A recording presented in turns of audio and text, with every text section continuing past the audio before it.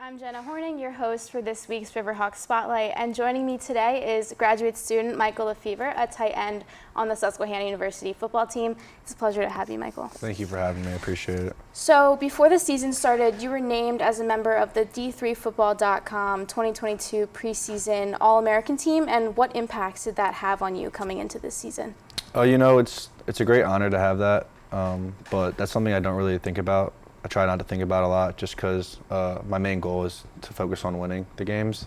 Everything else, that's kind of a side piece, that's kind of a extra added bonus. But I think the main thing for me is just focusing on winning and making sure my team is ready for each week's game. That's really important. And speaking of the games, and one that you won with a blowout win of 45-16 against Lycoming on September 3rd, you were named after that game Centennial Conference Offensive Player of the Week with 183 yards and 3 touchdowns. How did you prepare for that game? I just think it starts from whole camp. It was our first game of the year. We've been preparing for them for a good amount of days before that. And I just think that through practice and our coaches, they have a good game plan, so I have to give it to them, put me in the right spots, and of course, my line blocking for me and Roush putting the ball where it needs to be. And off of that, how are you going to use that success from the help with the coaches and all of your teammates? How are you going to use that to your ability in the future? Yeah, just like I said earlier, I think their game plan, their knowledge is so key.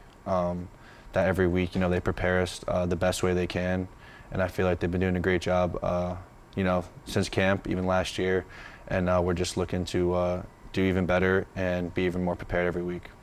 You mentioned Michael Roush in your last answer.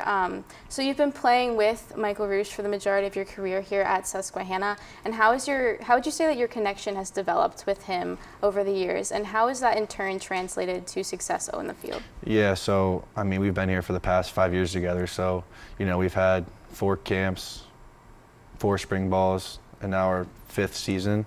I think it just kind of comes with lots of reps. And I think a big thing that transpired this year is that we're living together.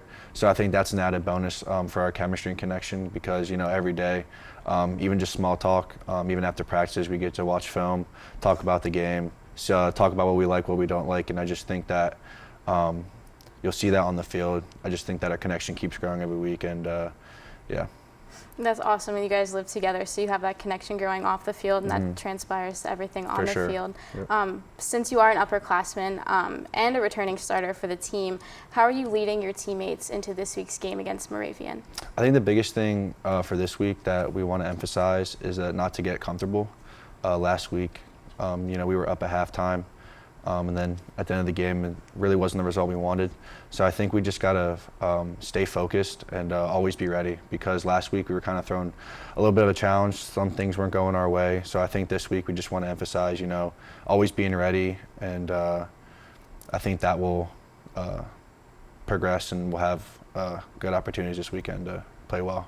I think that's a great mindset to have overall. But that was my last question, and I want to thank you again for joining me on this week's edition of Riverhawks Spotlight. All right, well, thank you for having me. I appreciate it. Have a good day.